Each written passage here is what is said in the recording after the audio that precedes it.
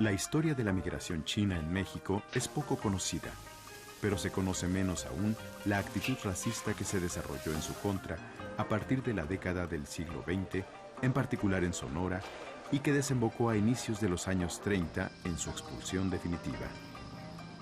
Desde su llegada a los estados de Baja California, Sinaloa y Sonora, los chinos se mostraron sumamente trabajadores, primero como jornaleros agrícolas y en la construcción del ferrocarril, después como pequeños comerciantes y vendedores ambulantes. Al comienzo crearon un mercado interno para abastecer a sus paisanos, pero paulatinamente ofrecieron también a los mexicanos servicios que no existían antes, como las lavanderías o la venta ambulante de verduras. Sus costumbres austeras les permitieron ahorrar y prosperar. En poco tiempo se hicieron de una clientela cautiva gracias a la cordialidad en su trato y a la gran variedad de productos que ofrecían. A ellos se atribuye la introducción de la práctica del pilón y el servicio a domicilio.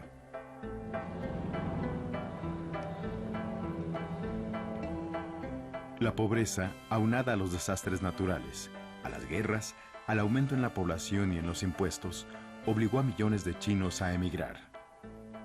La mayor parte de ellos provenían de la región de Cantón, cuya cercanía con los puertos de Macao y Hong Kong les facilitaba embarcarse rumbo a América. Otra razón de los chinos por abandonar su país fue la quimera de volverse rico al descubrirse oro en California a mediados del siglo XIX, lo que atrajo a miles de migrantes de distintas regiones del mundo. En 1852 ya había en la costa del Pacífico unos 25,000 chinos. 30 años después sumaban 150,000. Hacia 1860, las minas de oro se habían agotado y el censo de ese año arrojó los siguientes datos. Solo 1 de cada 10 mineros tenía tierra o propiedades. Las mujeres que llegaron pertenecían a familias muy pobres que, engañadas con la promesa de un matrimonio en Estados Unidos, eran vendidas al bajar de los barcos en los muelles de San Francisco, en subastas al aire libre, a plena vista de la policía y con la complicidad y el silencio de todos. El 61% de ellas trabajaba en el sexoservicio. Expulsados de las minas, los chinos se trasladaron a otros lugares para construir el ferrocarril central del Pacífico, donde los hicieron trabajar jornadas extenuantes en un clima hostil, además de que bajaron el costo de su mano de obra en una tercera parte. Con herramienta y dinamita rudimentarias, tajaron caminos en precipicios de hasta 500 metros, donde muchos de ellos murieron. A los migrantes chinos en Estados Unidos se debieron los ferrocarriles que ligaron California con el este, así como el cultivo de grandes extensiones de vid y frutales y el desecamiento de los pantanos. Los chinos eran industriosos, austeros, respetuosos y sumisos. Aceptaron sueldos miserables, por lo que fueron acusados por los sindicatos norteamericanos de provocar la caída de sus propios salarios. De manera lenta pero gradual, los chinos ocuparon el lugar de los esclavos negros, al mismo tiempo que el racismo contra ellos aumentó. En 1888 eran más de 300,000 los chinos residentes en los Estados Unidos, y el entonces presidente norteamericano Grover Cleveland, con su acta de exclusión, prohibió su entrada, lo que provocó que miles de ellos viajaran hacia México y se establecieran principalmente en California, Sonora y Sinaloa.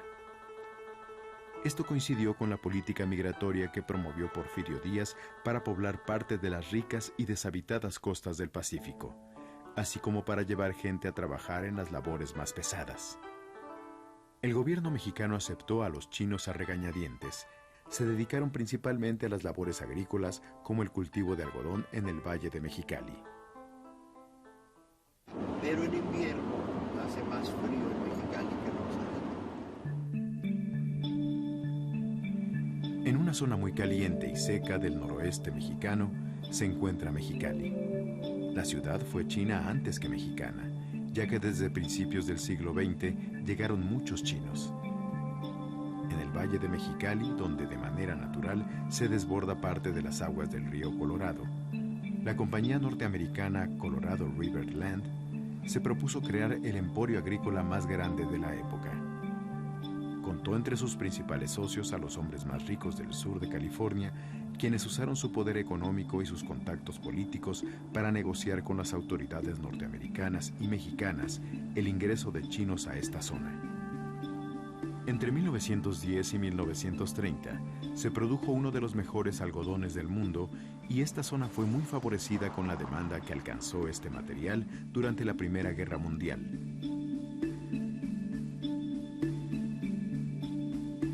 La sobreexplotación y las pésimas condiciones de vida a que eran sometidos los chinos en el trabajo agrícola o en las minas provocaba un rápido desgaste y deterioro.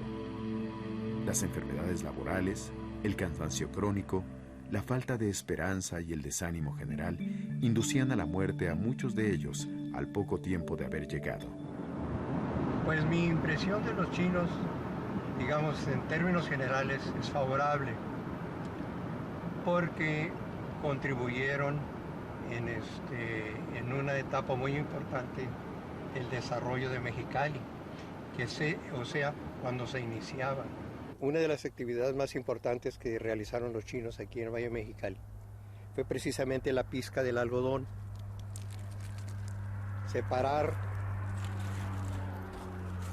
el algodón de la fibra del casquillo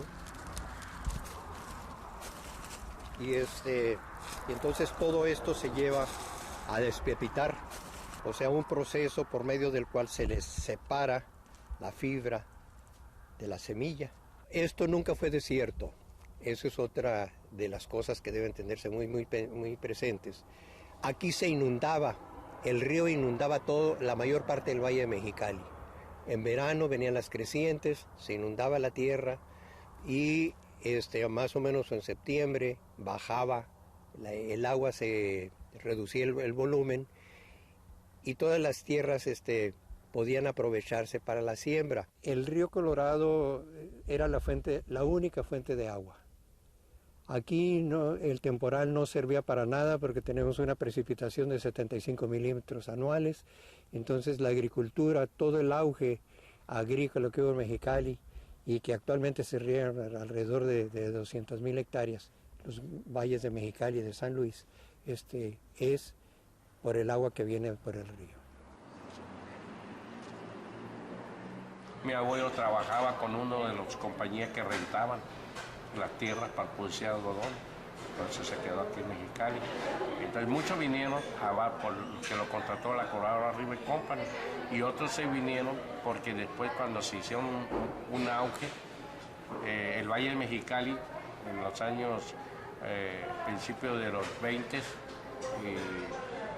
y 1915 para adelante, empezaba a organizarse en Mexicali porque ya había una población considerable de chinos aquí en Mexicali. Inclusive en 1915 se organizó la Asociación China de Mexicali. Tuvieron negocios de lavandería, barrotes, zapaterías, tiendas de ropa, todo tipo de comercio organizado, pues se quedaron aquí. Si ustedes ven Mexicali, el primer cuadro de la ciudad donde están los edificios más antiguos, todos tienen sótano, tiene subterráneo.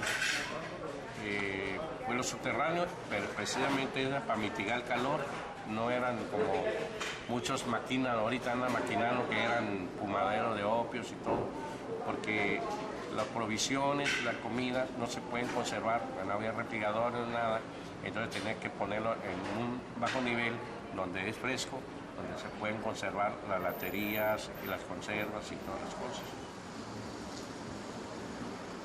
Los que nacieron aquí crecieron y vivieron junto con los chinos. No les es extraño ni tampoco le hace raro ver a un chino.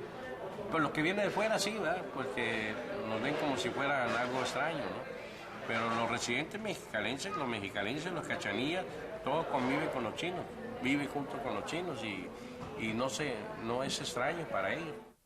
Entonces, a partir de enero de 1915, cuando el coronel Cantú asume el cargo de gobernador y entra, de hecho, implementando una serie de decretos, entre los que se encuentra precisamente el decreto de legalización del mercado del opio, la vía de los impuestos fue la vía más importante en términos de aportes de los inmigrantes chinos en el proceso de construcción de una hacienda pública del Distrito Norte que antes no existía.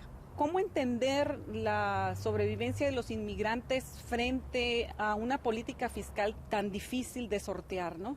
Probablemente tenga mucho que ver las formas de organización de los inmigrantes chinos.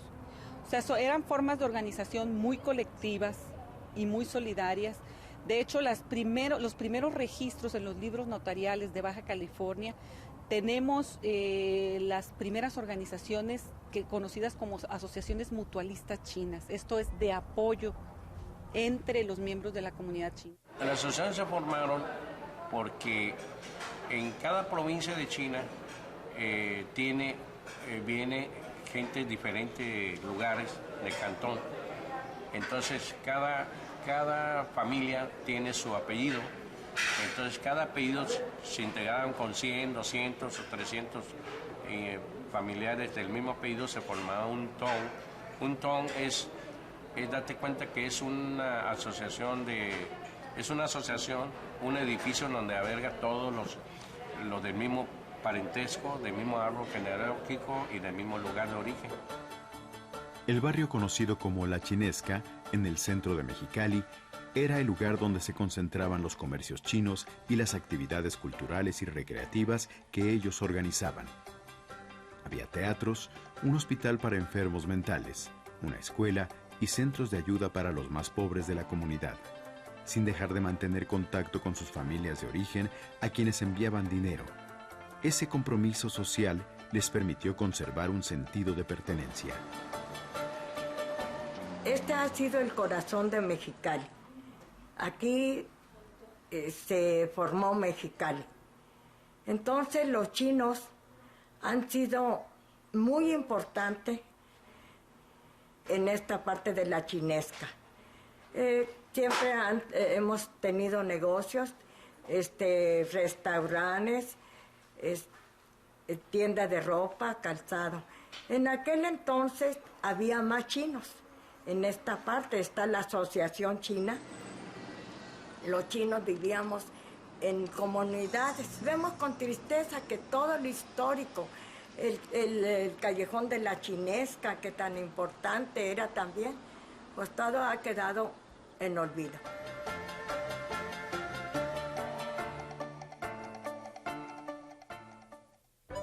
En Tijuana se establecieron chinos que salieron de Estados Unidos y años después aquellos que serían expulsados de Sonora. A su llegada, fueron contratados de manera inmediata para trabajar en la minería y en la construcción de las líneas férreas. Muchos de ellos ingresaron por Mexicali y Ensenada, y los menos por Tijuana y por Tecate. También se establecieron en ciudades como Mazatlán, Tampico, Torreón, donde cultivaban y vendían sus productos agrícolas y desarrollaban una amplia gama de actividades comerciales. Traían consigo la costumbre del trabajo colectivo que formaba parte de la vida cotidiana de sus comunidades de origen. Sus asociaciones se llamaban tongs y representaron el verdadero gobierno de las colonias chinas. Los pequeños comerciantes eran hoteleros, artesanos, propietarios de fondas, cantinas, panaderías y zapaterías, casi todos para cubrir la demanda de la clase obrera. Abrieron restaurantes, tiendas de abarrotes, lavanderías y mercerías. Esto explica en gran parte su éxito, ya que crearon su propio sistema de compras y distribución, tanto al mayoreo como al menudeo. En suma, controlaban el comercio de alimentos, telas y ropa, así como mercancías de consumo general. Una de las características, y que después fue motivo de protesta de mexicanos, era la contratación exclusiva de trabajadores chinos. También se decía que al aceptar salarios inferiores a lo normal, acentuaban la pobreza de los trabajadores mexicanos. Detrás de este rechazo está el temor a la competencia laboral y comercial china.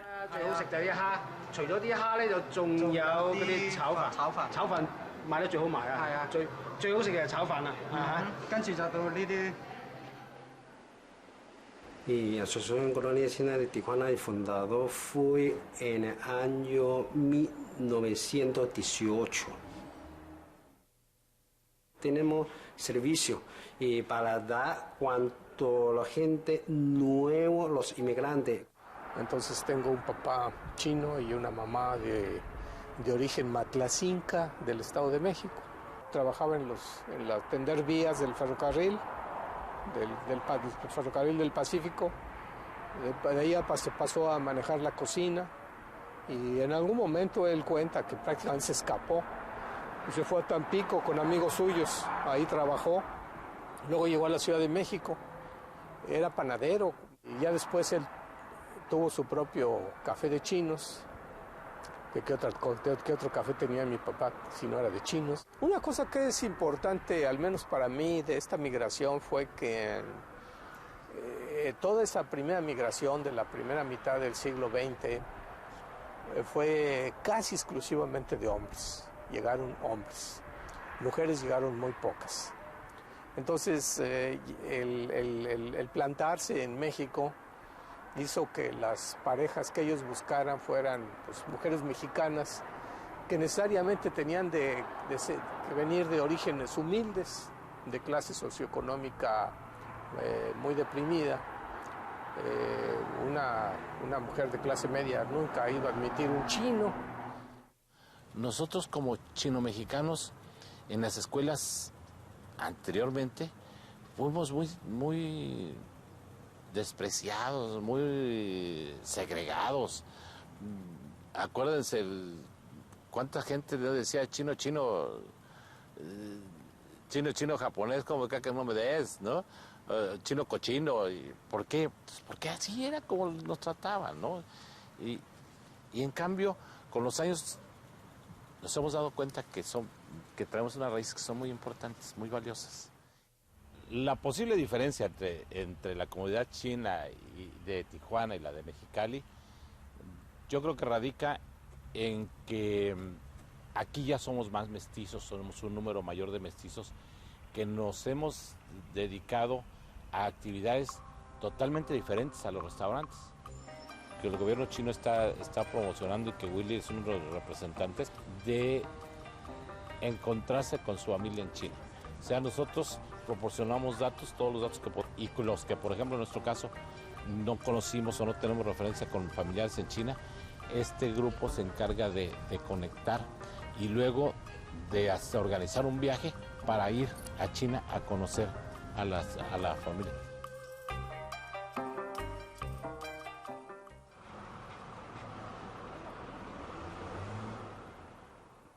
Cuando yo nací, los chinos eran una parte importante de la sociedad de Hermosillo.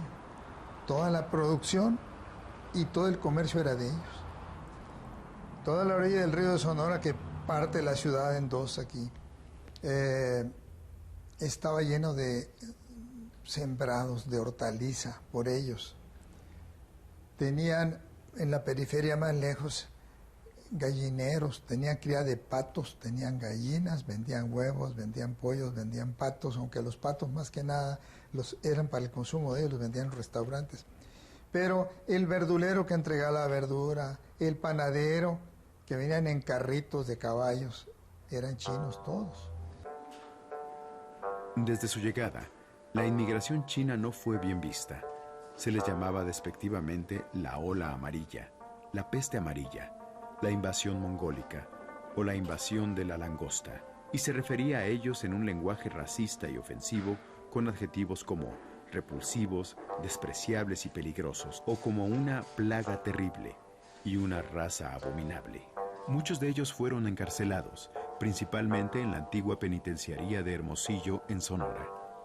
Su cabeza rasurada, su coleta trenzada, su ropa, su forma de hablar, los hacía fácilmente reconocibles, por lo que eran blanco inclusive de los niños, quienes los apedreaban. No obstante, la solidez como grupo les permitió sobrevivir inclusive al colapso del porfiriato y a la revolución. La animadversión contra lo extranjero se vio fortalecida por el excesivo nacionalismo de la Revolución Mexicana, durante la cual hubo saqueos a los comercios y bienes de los chinos que culminaron con la matanza de más de 300 de ellos en manos de los soldados maderistas, apoyados por los pobladores pobres de Torreón en mayo de 1911. Ellos trabajaban de sol a sol, porque ese viejito que recogía los cuellos y los lavaba, en la tarde atendía un sembrado de zanahorias, rabanitos, lechugas y cebollas en la orilla del río. Ese mismo viejito en la noche andaba vendiendo arvejones, ¿no? Temprano en la mañana, aclarando, andaba recogiendo los cuellos. Al día siguiente a esas horas los traía, pero el resto del tiempo estaba atendiendo su hortaliza y en un palanquín, una palanca de madera con 2 canastas, una en cada extremo, se venían a entregar eso al mercado, que todos los del mercado eran chinos también. La xenofobia se fue acentuando en estados como Sonora y a los chinos se les cerró el paso en todos los frentes. El gobierno de Plutarco Elías Calles, por cierto sonorense y con fuertes intereses económicos en su estado, promulgó diversas leyes en 1923 que afectaban seriamente a los chinos. Además de impedir su contacto con la población, obligándolos a mantenerse en un barrio chino, les pusieron trabas de muchas maneras. Siendo en su inmensa mayoría varones jóvenes, les prohibieron los matrimonios con mexicanas. Mucho mestizaje, mucho hubo. Las mujeres mexicanas pobres no tenían ningún reparo en casarse con un chinito que era trabajador. Se sabían ganar a la gente. Ellos inventaron aquí por lo menos lo del pilón, ¿no? Todo el que les compraba le daban algo. Quedaba uno satisfecho de comprarles porque no sentía uno que lo robaban, siempre le regalaban algo. Se les impuso la contratación del 80% de mexicanos en sus negocios. En 1930, en Sonora, se les obligó a vender la carne fresca y la verdura exclusivamente en los mercados y ya no en sus pequeñas tiendas. El pan podía ser vendido solo en las panaderías. Los vendedores ambulantes también se vieron afectados. Todo esto no era otra cosa que hacerse de impuestos para fortalecer el erario público, tal como se había hecho en Mexicali. En el caso de Sonora, afectaban de manera importante la economía de los chinos, quienes difícilmente podrían ahorrar para quizá volver a su país. Todas estas leyes, junto con la actitud en extremo racista hacia ellos, los hizo admitir su derrota, y en 1931 comenzó el éxodo. En pocos años la población de chinos en Sonora bajó de 3,000 a menos de 1,000. Algunos pudieron volver a China desintegrando sus familias y otros fincaron su residencia principalmente en Baja California. Que los mataron, no los mataron. Los sacaban empujones y al que resistía a golpes los subían a unos carros y se los llevaban, los metían en un barco en Guaymas y los despachaban. No les permitían llevar más que dinero y tantito lonche para el camino. Todos sus muebles, todo su hogar se quedó en las casas. Las tiendas de abarrotes, abarrotadas las dejaron y se fueron. Así los corrieron para China, ¿no? Muy duro eso, pues. No, pues mi abuelito fue chino y ya mi papá son mestizos.